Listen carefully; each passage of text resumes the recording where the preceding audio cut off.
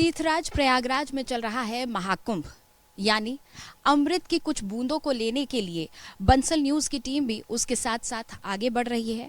और इस अमृत कलश के ज्ञान को हासिल करने के लिए आज हम आ पहुंचे हैं ज्योतिष पीठ के शंकराचार्य स्वामी अविमुक्तेश्वरानंद सरस्वती जी के यहाँ। बहुत बहुत स्वागत करना चाहूँगी आपका।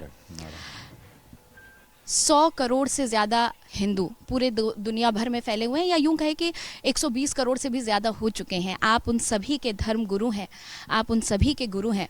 इस तीर्थराज प्रयागराज में पहला शाही स्नान भी हो चुका है। गुरुदेव, अब तक जो महाकुंभ की व्यवस्था रही है, जिस तरह से श्रद्धालुओं ने स्नान किया है, क्या शंकराचार्य खुश हैं? क्या कहना चाहेंगे इस महाकुंभ को लेकर? यह महाकुंभ हम सबके जीवन में आया हुआ एक बहुत ही विशिष्ट अवसर है धर्म लाभ को प्राप्त करने का। हमें प्रसन्नता है कि हम में से अधिकांश इस लाभ को लेने के लिए अत्यंत उत्सुक हैं और लाभ ले भी रहे हैं। जहाँ तक व्यवस्था की बात है, व्यवस्था अच्छी की गई है और लोगों को रास भी आ रही है। स्वामी जी, लोगों को रास आ रही है, क्या जगत गुरु शंकराचार्य जी को रास आ रही है? क्योंकि हमने देखा था कुछ महीने पहले जब एनजीटी ने रिपोर्ट में कहा था कि गंगा का जल आचमन योग्य भी नहीं है, तो आप काफी रुष्ट भी नजर आए थे। क्या अब आपको लग रहा है कि उस दिशा में काम किया गया है? जहाँ तक व्यवस्था के बारे में जब हम यहाँ आए थे तो हमसे पत्रकारों ने पूछा था, हमने कहा देखिए, बाकी व्यवस्था छोड़ दीजिए कि बिजली कितनी है, पानी कितना है, सड़क कितनी है, टेंट कैसा है, पलंग कैसा है, ये व्यवस्था हम नहीं देखेंगे। हम ये व्यवस्था देखना चाहते हैं कि जिस गंगा यमुना की धारा में डुबकी लगाने के लिए लोग आए हुए हैं, क्या वो भौतिक दृष्टि से शुद्ध है, निर्मल है, क्या मानक खरे उतरते हैं? तो इस बात को हमने कहा और हमने मांग की कि यहाँ के मेला प्रशासन से कि आप सैंपलिंग करा लीजिए कुछ घाटों की, जहां तक लोग स्नान कर रहे हैं, जितनी दूर में आपका कुंभ मेला क्षेत्र फैला हुआ है, तो हम उसकी रिपोर्ट देखना चाहेंगे।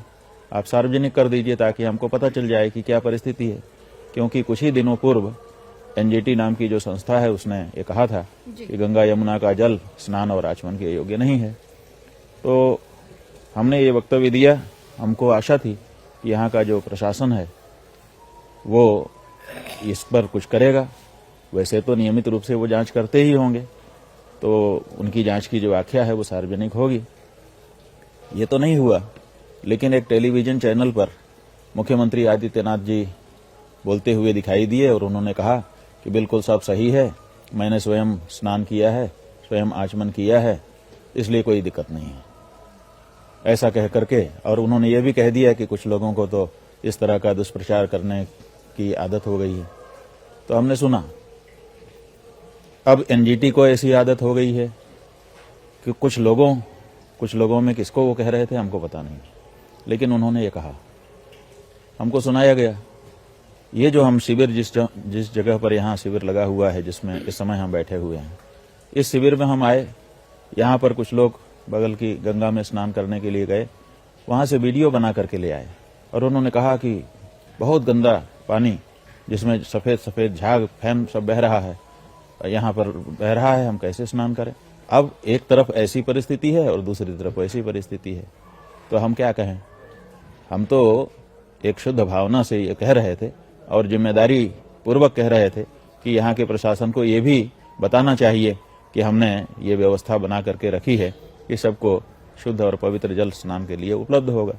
लेकिन इस बारे में आंकड़े न रख करके केवल वक्तव्य दे करके इतिश्री कर ली गई और जो लोग इस तरह का प्रश्न उठा रहे थे उनके ऊपर प्रश्न चिन्ह भी उठा लिया गया।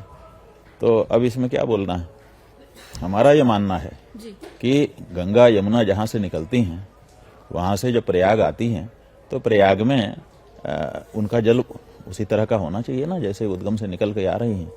बीच में जो ये गंदे नाले मिलाए जाते हैं, उनके साथ स्नान करने के लिए हमको क्यों बाध्य किया जाता है, जबकि पता रहता है सभी सरकारों को कि कुंभ आने वाला है। तो इस बारे में कोई न कोई व्यवस्था बनानी चाहिए। सदा से हम लोगों की ये मांग रही है कि नाला अलग चीज है, नदी अलग चीज है। नाला और नदी को कभी भी परस्पर मिलने नहीं देना चाहिए। स्वामी जी, आप अपने मुखर शब्दों के लिए जाने जाते हैं और कई बार ये भी कहा जाता है कि आपके बयानों के कारण विवाद पैदा हो जाते हैं, लोग कई बार आलोचना करने पर आ जाते हैं। क्या ये शंकराचार्य की गरिमा के लिए ठीक है जिस तरह के विवाद हमारे देश में छिड़ जाते हैं? देखिए, हमारे जो वाक्य हैं उनसे कभी विवाद नहीं पैदा हुआ जी। कोई विवाद एक उत्पन्न हुआ हो ऐसा जब भी हम पूछते हैं कोई गिना नहीं पाता है। ये जरूर कहते हैं लोग कि विवादास्पद बयान है, लेकिन क्या विवाद है? जब हम ये पूछते हैं कि बताओ विवाद क्या है, तो कोई कुछ नहीं कहता है। कभी कोई हमारे बयान से कोई विवाद उत्पन्न हो गया हो, ऐसा भी अभी तक दिखाई नहीं दिया है। क्यों? क्योंकि हम तो सदा न्याय संगत बात कहते हैं और तथ्य युक्त बात कहते हैं। बिना तथ्य के कोई बात कहें तब ना कोई विवाद हो। तो ऐसी और किसी के ऊपर कोई झूठा आरोप हम लगाते नहीं हैं। हमने जब कोई बात कही, सही कही। अब ये बात अगर हम कह रहे हैं एक धर्माचार्य के रूप में कि जो पानी आ रहा है उसमें प्रदूषण नहीं होना चाहिए, करोड़ों करोड़ श्रद्धालु यहाँ पर स्नान कर रहे हैं, इसमें विवाद क्या है? हाँ, ये किसी को चुभ जरूर सकता है। जो व्यक्ति प्रदूषण सहित वाले जल से स्नान कराने के लिए तैयारी कर चुका है उसको चुभेगा जरूर हमारा वक्तव्य, लेकिन चुभने वाले वक्तव्य देना और विवादास्पद बयान देना, ऐसा कहने में दोनों में अंतर है। इसको आपको समझना होगा। हमने कभी भी कोई विवाद वाली बात नहीं कही है। हम तो संवाद के प्रेमी हैं। हम चाहते हैं कि विवादों को सुलझा लिया जाए और न्याय की बात की जाए। न्याय की बात कहने से कभी कभी किसी को बुरा भी लगता है, लेकिन उसको वो बोल नहीं पाता, वो सोचता है बात तो न्याय की है। तो इसलिए हम तो न्याय की बात कहते हैं। लेकिन स्वामी जी, आप सिर्फ गंगा की ही बात नहीं कहते हैं, आप बात मंदिर मस्जिद की भी कहते हैं। आप ये भी कहते हैं कि जहाँ तक होगा हम खुदाई करवाएंगे, हम आगे जाएंगे, हम देखेंगे जहाँ तक जड़ें हमारी मिलेंगी। क्या ये मौजूदा समय में प्रासंगिक है? ये सदा प्रासंगिक रहेगा।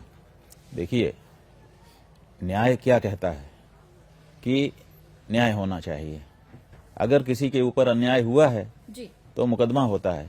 अब मुकदमे में 15 साल बीत गए, अगर तारीख पे तारीख पड़ती रही तो 15 साल बाद फिर ये कह दिया जाए कि अब तो 15 साल बीत गए, अब इस मुकदमे का क्या मतलब है?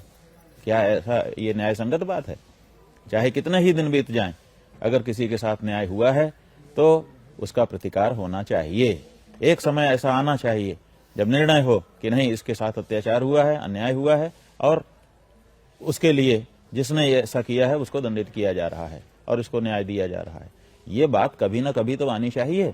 आप न्याय में विलंब कर सकते हैं, लेकिन न्याय ही न करें। अब परिस्थितियां बदल गई, इसलिए जो अन्याय हुआ है उसको सह करके चुप हो जाओ, ये कहाँ की बात है? अगर किसी बहन के साथ बलात्कार किया गया तो आप कहें कि अब तो वो बूढ़ी हो गई, अब तो बात खत्म हो गई, अब उसको क्यों न्याय देना है? यह अन्याय है। इसलिए कितना ही दिन बीत जाए, अगर अन्याय हुआ है तो अन्यायी को दंड मिलना और जिसके ऊपर अत्याचार हुआ है उसको न्याय मिलना आवश्यक है। और इसीलिए हम कह रहे हैं कि अगर पूर्व में कभी अत्याचार हुआ है, हमारे मंदिरों को और हमारे देवताओं की प्रतिमाओं को तोड़ करके हमारे दिल को ठेस पहुंचाने का कार्य किसी ऐसे व्यक्ति के द्वारा हुआ है जो बल के घमंड में चूर था और हमको नीचा दिखाना चाहता था, तो कितने ही दिन बीत जाएं, उस बारे में हमको न्याय मिलना चाहिए। तो हम अपने न्यायालय के सामने जाकर के न्याय मांग रहे हैं। इसको भी अगर कोई कहता है कि नहीं, अब न्याय ही मांगना बंद कर दो, तो ये तो अत्याचार को समर्थन है और अत्याचार को समर्थन करने वाला भी अत्याचारी होता है, ये हम कहना चाहते हैं। स्वामी जी, सांख्यिकी बल पर आप क्या कहेंगे? क्योंकि लगातार ये बहस चलती है आजकल कि कुछ अन्य धर्म हैं जो कई देशों में फैल चुके हैं, या यूं कहें कि धर्म के आधार पर ही उन देशों को जाना जाता है, जबकि सनातन धर्म सबसे पुराना है, लेकिन आज हम सीमित हो गए हैं। तो क्या सनातन धर्म सांख्यिकी के बल पर अब पहचाना जाएगा? सनातन धर्म की पहचान तो अनादिकाल से रही है, तो क्या ये कहना सही है? देखिए, धर्म और राजनीति ये दो विषय हैं जी। आपको हम बताना चाहेंगे कि धर्म के लिए संख्या की आवश्यकता नहीं, इसलिए धर्म के मामले में सांख्यिकी उतना महत्वपूर्ण नहीं है। राजनीति के लिए सांख्यिकी महत्वपूर्ण है, वहां संख्या का महात्म्य है। वहां पर चोर हो, उचक्का हो, बदमाश हो, बलात्कारी हो, वोट तो उसका भी होता है। धार्मिक हो, धर्माचार्य हो जी, उसका भी उतना ही, ईमानदार हो उसका भी। तो वहां पर साहब की जरूरत है केवल संख्या होनी चाहिए ताकि वोट डाल सके। तो संख्या का महात्म्य राजनीति में है, हमारे यहाँ तो गहराई का महात्म्य है, डेंसिटी का महात्म्य है, घनत्व का महात्म्य है। तो यहाँ तो जो जितना धार्मिक होगा, जिसने जितना ज्यादा अपने जीवन में धर्म को अंगीकार किया होगा, घनत्व उसका बड़ा होना चाहिए। तो अगर एक व्यक्ति भी होगा तो भी हमारा धर्म सुरक्षित रह जाएगा, और लाखों हो और उनमें वो धर्म की बात ना हो तो उनका कोई धार्मिक दृष्टि से महत्व नहीं है। इसलिए सांख्यिकी अलग चीज है। सिंहन के नहीं लेहड़े और साधुन की नहीं जमात। जो समूह में कार्य करने वाले लोग होते हैं वो समूह से बलवान होते हैं, और जो असली बलवान होता है वो हृदय से बलवान होता है, उसके यहाँ पे बल होता है। तो ऐसे ही जो धार्मिक है वो अपने धर्म को अपने जीवन में उतार करके अपना बल बढ़ाते हैं, वो संख्या बल से बलवान नहीं होते हैं। लेकिन स्वामी जी, उदाहरण दिए जाते हैं पड़ोसी देशों के रूप में, जिस तरह से बांग्लादेश में नरसंहार किया गया, हिंदुओं पर अत्याचार किया गया, पाकिस्तान में हिंदुओं पर क्योंकि अल्पसंख्यक हैं इसलिए अत्याचार किया जाता है। ये तमाम उदाहरण दिए जाते हैं। बटेंगे तो कटेंगे जैसे नारे दिए जाते हैं। देखिए, संख्या में कम होने से लड़ाई होती है, साग मूली बहुत होती है, एक चाकू के आगे सब कट के खत्म हो जाती है। आप संख्या से लड़ेंगे? संख्या से नहीं लड़ाई होती है, दम से लड़ाई होती है। तो दमदार एक हो जाए तो 1.25 लाख से एक लड़ाऊं, 1.25 लाख से एक लड़ सकता है। तो बात यह है कि बांग्लादेश और पाकिस्तान में हिंदू क्यों कट रहे हैं? ये जो नारा देने वाले हैं ना, बटोगे तो कटोगे, यही इन्होंने ही बांटा है। यही जो है जाति के आधार पर टिकट देते हैं, यही जो जाति के आधार पर मंत्री मुख्यमंत्री बनाते हैं, यही जाति के आधार पर चुनाव लड़ते हैं। इन्हीं के जातीय समीकरण में जातियों की सभाएं अलग अलग होती हैं। इन्होंने बांटा हुआ है और हमको सिखा रहे हैं कि बटोगे तो कटोगे, तुमने बांटा। और दूसरी बात यह है कि बांग्लादेश और पाकिस्तान में हिंदू क्यों कट रहे हैं? बगल में भारत है जो हिंदुओं का अपना देश माना जाता है। भारत की सरकार के नाक के नीचे बांग्लादेश है, नाक के नीचे पाकिस्तान है, और भारत की सरकार वहां के हिंदुओं पर अत्याचार होने पर कुछ नहीं बोल पाती है। अभी थोड़े दिन पहले बांग्लादेश में हिंदुओं पर अत्याचार हुआ। क्यों हुआ? क्योंकि बांग्लादेश के जो लोग थे वो किसी बात पर अपने प्रधानमंत्री से नाराज हो गए। उनकी प्रधानमंत्री भागी वहां से, उन्होंने वहां से भगाया, भाग करके वो भारत आ गई और भारत के लोगों ने उसको यहाँ पर रख लिया। तो बांग्लादेश के लोग इस बात से नाराज हो गए कि जिसको हमने भगाया उसको तुम क्यों शरण दे रहे हो। और उनका तो भारत के ऊपर सीधे बस था नहीं, तो भारत को हिंदुओं का स्थान मान करके जो हिंदू उनके यहाँ थे उन्हीं के ऊपर अत्याचार करने लगे, मारने पीटने लगे। अब वहां से कुछ हिंदू जान बचाकर भागे और भाग करके भारत की सीमा पर आ गए, और आ करके उन्होंने कहा कि हमको भारत में आ जाने दीजिए ताकि हमारी जान बचे। और भारत की बॉर्डर फोर्स ने लाठी बरसा करके उनको फिर वापस भेज दिया कि जाओ जहां से आए हो मरने के लिए। क्या ये भारत के अनुरूप था? रोहिंग्या जब यहाँ आते हैं उनको भारत की सरकार शरण दे देती है, पूरे देश में अलग अलग प्रांतों में जाकर के वो बस जाते हैं, डेमोग्राफी चेंज करने की नारे लगाए जाते हैं, उनको आप दे देते हो। और जब बांग्लादेश के हिंदू गठरी लाद करके ऊपर अपनी जान बचा करके आपके देश में आकर के शरण चाहते थे, भारत की सरकार ने क्यों नहीं दिया? बटोगे तो कटोगे क्यों बांटा आपने कि ये बांग्लादेशी हिंदू है, इसको हम नहीं आने देंगे? आपने क्यों नहीं देखा कि ये भी हिंदू है? चाहे किसी देश में रहता हो, विश्व के किसी भी भूभाग में रहने वाला हिंदू अगर भारत आता है तो भारत की सरकार उसको हिंदू होने के नाते शरण नहीं दे सकती है। लेकिन स्वामी जी, क्यों नहीं देती है? क्यों बांटा आपने कि ये बांग्लादेशी हिंदू है, इसको हम नहीं आने देंगे? बताइए। बटेंगे तो कटेंगे, क्यों कटने के लिए छोड़ दिया बांग्लादेश में हिंदुओं को? क्यों नहीं उनको शरण दे दी? ये सवाल हैं, लेकिन इन सवालों का उत्तर कोई नहीं देगा।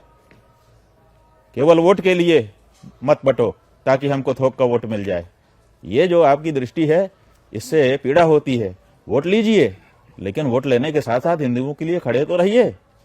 स्वामी जी, हम कहते हैं कि हमारा धर्म, हमारा सनातन धर्म समावेशी है, और हम कहते हैं वसुधैव कुटुंबकम। लेकिन वहीं दूसरी तरफ खुद आपने भी कहा कि भारत और पाकिस्तान को एक हो जाना चाहिए, या फिर क्योंकि धर्म के आधार पर बंटवारा हुआ था तो दोनों अपने अपने धर्म के अनुसार ही दोनों देशों में रहें। मुसलमानों को यहाँ रहने की इजाजत नहीं होनी चाहिए, वो अपने देश में चले जाएं। तो फिर इस तरह के बयान क्यों? इस तरह के बयान न्याय संगत है जी और आवश्यक हैं। देखिए, हमने ये कहा कि हिंदू मुसलमान दोनों का ये देश है, जी। और इसका प्रमाण क्या है? प्रमाण ये है कि एक पिता के घर में जितने बच्चे पैदा हो जाते हैं, पिता की संपत्ति में उनका सबका बराबर का हक हो जाता है। यही कानून है कि नहीं है? जी बोलिए। जी। है ना? तो हमारे देश में हिंदू भी थे, मुसलमान भी थे, दोनों ने कहा कि हमारा देश है।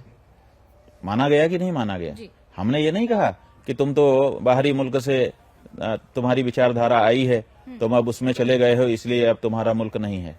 हमने कहा कि हाँ तुम्हारा भी है। तो उन्होंने कहा नहीं, हमारा बांट दो, हम अपने वाले में रहेंगे। तो बांटा गया।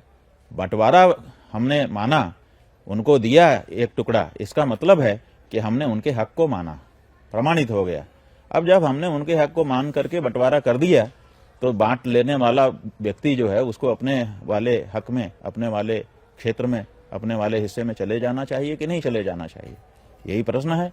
अगर तुमने धर्म के आधार पर बांट लिया था तो अपनी वाली जगह में चले जाओ, बांट भी लेंगे और तुम्हारे वाले में भी रह जाएंगे। ये जो नीति है ये गलत नीति है और हम इसी की वर्तना कर रहे हैं। हमारा ये कहना है कि अगर बांटा है तो अपने वाले में चले जाओ और नहीं तो बंटवारा कैंसिल करो। क्या गलत कह रहे हैं बताओ? आप ज्ञानवापी में परिक्रमा करना चाहते थे लेकिन वो हो नहीं पाया था, और उसके बाद आपने कहा कि हम ऐसी व्यवस्था को बदल देंगे जो हमें परिक्रमा करने से रोक रही है। ये व्यवस्था शब्द का जो इस्तेमाल किया गया, क्या ये सरकार के लिए आपने कहा था? ये इस शब्द के मायने क्या थे? सुप्रीम कोर्ट ने कहा था कि ड्यू प्रोटेक्शन होना चाहिए। उनका आदेश पटल पर है, कभी भी पढ़ा जा सकता है। जब शिवलिंग वहां पर कहा गया कि यहाँ पर शिवलिंग है, जो कमीशन गया था जांच करने के लिए, तो नीचे की कोर्ट ने कहा कि शिवलिंग है। फिर वो लोग सुप्रीम कोर्ट चले गए। सुप्रीम कोर्ट ने कहा कि ठीक है, ड्यू प्रोटेक्शन इसका किया जाए। तो ड्यू प्रोटेक्शन क्या होता है? ड्यू प्रोटेक्शन का मतलब है कि जो जैसा है उसको उसके अनुसार का संरक्षण दिया जाए। अगर छोटा बच्चा होगा तो उसको दूध दिया जाएगा ड्यू प्रोटेक्शन में, अगर बड़ा होगा तो उसको थाली का भोजन दिया जाएगा ड्यू प्रोटेक्शन में, अगर गाय होगी तो उसको चारा दिया जाएगा ड्यू प्रोटेक्शन में। यही ना है? तो ऐसी परिस्थिति में वहां मूर्ति थी। अब वो जो मूर्ति है उसका ड्यू प्रोटेक्शन सुप्रीम कोर्ट कह रहा है। तो ड्यू प्रोटेक्शन क्या है? तो हमने अपने शास्त्रों में देखा, हमारे शास्त्र में लिखा हुआ है कि मूर्ति की पूजा ही उसका संरक्षण है। हमने वो शास्त्र निकाल करके दिखाया प्रशासन को कि देखिए ये शास्त्र में ये पंक्ति लिखी हुई है कि मूर्ति की पूजा ही उसका संरक्षण है। तो सुप्रीम कोर्ट कह रहा है कि ड्यू प्रोटेक्शन करो, और मूर्ति है इसलिए उसका ड्यू प्रोटेक्शन पूजा है, हम पूजा करने के लिए जा रहे हैं। तो उनको क्या चाहिए था? वो यही ना कि वो पुलिस लगा के हमको ले जाते अकेले और पूजा कराते ताकि प्रोटेक्शन होता उसका, या हम ना जाते, वो खुद ही पुकारते कि भाई ड्यू प्रोटेक्शन के लिए सुप्रीम कोर्ट का आदेश है, आइए कौन आता है, एक आदमी आएगा, एक से ज्यादा नहीं आएंगे ताकि अव्यवस्था ना हो हमारी। तो हमारे हिंदू समाज से कोई एक व्यक्ति चला जाता। लेकिन सुप्रीम कोर्ट के आदेश के बाद भी जो उत्तर प्रदेश की सरकार है, जो वाराणसी का प्रशासन है, उसने इस बारे में कोई व्यवस्था नहीं बनाई। ड्यू प्रोटेक्शन जब सुप्रीम कोर्ट का आदेश था तो आप क्या ड्यू प्रोटेक्शन कर रहे हैं? आपने उसका ताला लगा दिया। ये ड्यू प्रोटेक्शन है कि वहां पर कोई नहीं जाएगा, बंद कर देंगे हम, लॉक में सामान है कि आप उसको कहीं पर मालखाने में जमा कर दो और लॉक में कर दो। तो सुप्रीम कोर्ट का आदेश नहीं माना गया, तो हमको पूजा करने के लिए नहीं जाने दिया गया। हम 5 दिन तक बिना अन्न जल के बैठे रहे, नहीं जाने दिया गया। अब दोबारा हमने सोचा कोई बात नहीं है, प्रत्यक्ष वहां पर पहुंच करके पूजा नहीं हो सकती है। तो हमारी परंपरा रही है कि हम लोग परिक्रमा करते रहे हैं। परिक्रमा और प्रणाम भी पूजा है, तो हम परिक्रमा करके प्रणाम कर लेंगे। तो हम परिक्रमा करने के लिए जाने लगे। अब बताइए कि जो परिसर आपने शीशे लगा करके सुरक्षित कर दिया कि यहाँ नहीं जाएंगे, ताला लगा दिया, अब उसके बाहर बाहर हम घेरा लगाना चाहते हैं अपनी धार्मिक उसको पूरा करने के लिए, जिज्ञासा की पूर्ति के लिए। आप परिक्रमा करने भी हमको नहीं जाने देते हो। प्रशासन का काम क्या है?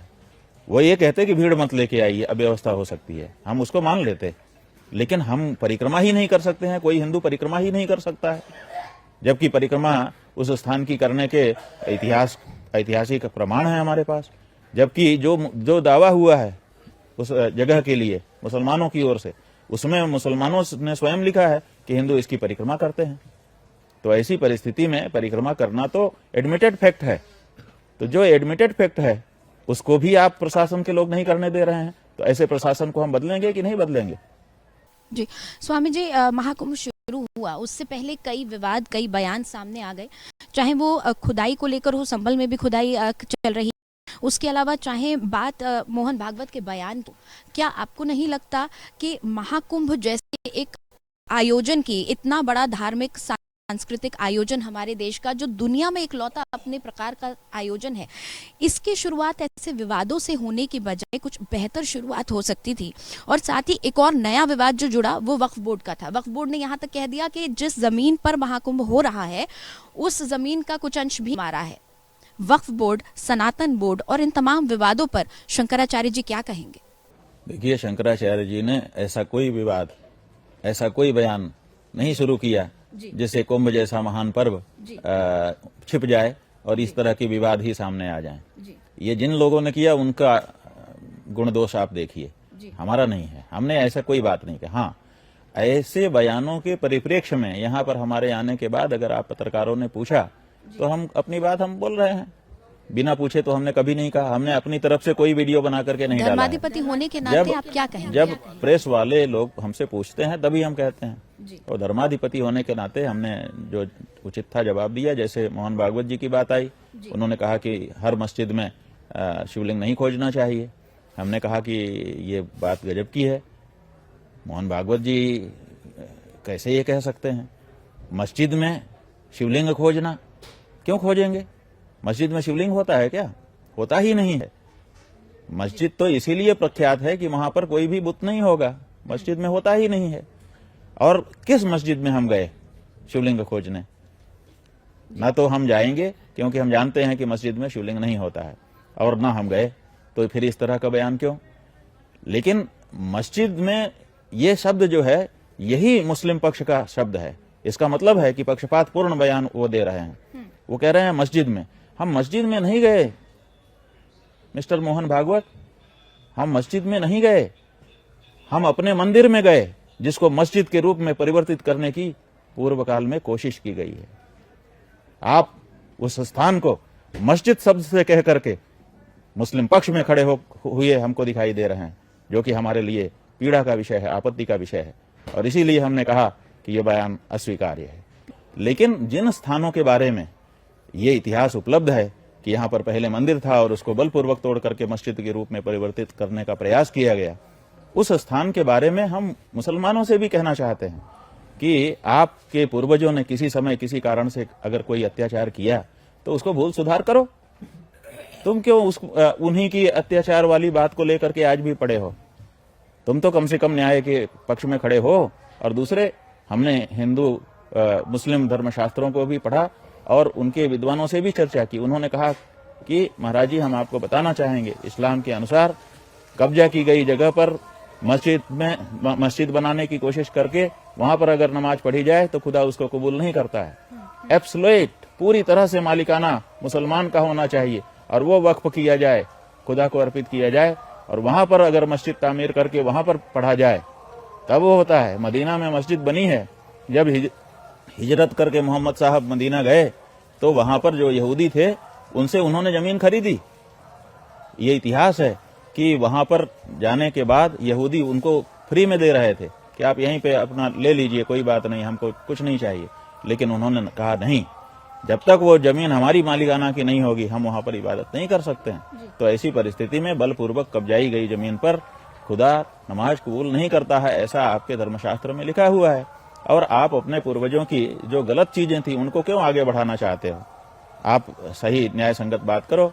तो ये हम उनसे भी कह रहे हैं और उन सब से कहना चाहते हैं, मोहन भागवत जैसे लोगों से, कि आप उस स्थान को मस्जिद कह करके उनके दावे को मजबूत करने की जो कोशिश कर रहे हैं उसको हिंदू समाज नहीं स्वीकार कर सकता। हमारे तमाम दर्शकों के लिए, तमाम सनातन धर्मियों के लिए, हर वो व्यक्ति जो इस वक्त आपको देख रहा है, उनके लिए शंकराचार्य क्या संदेश देंगे? देखिए, ये बड़ा पर्व है। कितना बड़ा? हम कहते हैं कि लाखों वर्षों में, ये लोग कह रहे हैं ना कि 144 वर्ष के बाद ये वाला अवसर आया है। हम इसके सहमत नहीं। हम कह रहे हैं करोड़ों वर्षों में जो अवसर नहीं आ सकता था वो आया है। आप कहेंगे कैसे? हम कहेंगे ऐसे कि करोड़ों वर्षों में बड़े बड़े पर्व आए होंगे, हमारे जीवन में तो नहीं आए। जिस समय हम हैं और हम उसका लाभ ले सकते हैं, उस समय जो आया वही हमारे लिए सबसे बड़ा है। इसलिए ये अवसर करोड़ों वर्षों में आए हुए सब पर्वों से बड़ा है, क्योंकि इसका लाभ लेने का मौका हमारे पास है। इसलिए आप चूकिए मत, ये महान पर्व है। हो सके तो आइए, और न हो सके तो अपने किसी संबंधी परिचित से यहाँ का पवित्र जल मंगवा करके उससे स्नान करिए। अगर वो भी ना हो सके तो आंखें बंद करके मानसिक रूप से कुंभ में आ जाइए। और यहाँ देव धनुज नर किन्नर श्रेणी सादर मज्जे ही सकल त्रिवेणी, यहाँ पर देवता और ऋषि मुनि तपस्वी संत सब नहा रहे हैं। आप भी उनके साथ महसूस करिए कि हम उन्हीं के साथ गए हैं, और ये डुबकी लगा ली। अगर मानसिक रूप से भी इसका अभ्यास आप करेंगे तो हमारे यहाँ मानसिक रूप से भी किए गए सत्कर्म का फल हमको मिल जाए। कलयुग करे यह अमित प्रतापा, मानस पुण्य हो ही नहीं पापा। बहुत धन्यवाद शंकराचार्य जी बंसल न्यूज को समय देने के लिए। नारायण। तो हमने बातचीत की शंकराचार्य जी से, जाना महाकुंभ का महात्म और कैसे तमाम 120 करोड़ हिंदू, 120 करोड़ सनातनी इस महाकुंभ का लाभ ले सकते हैं। कई विवादों को लेकर भी शंकराचार्य जी ने अपनी राय रखी। प्रयागराज से कैमरा पर्सन जुबैर राणा और सत्येंद्र बंसल के साथ नितिशा बंसल।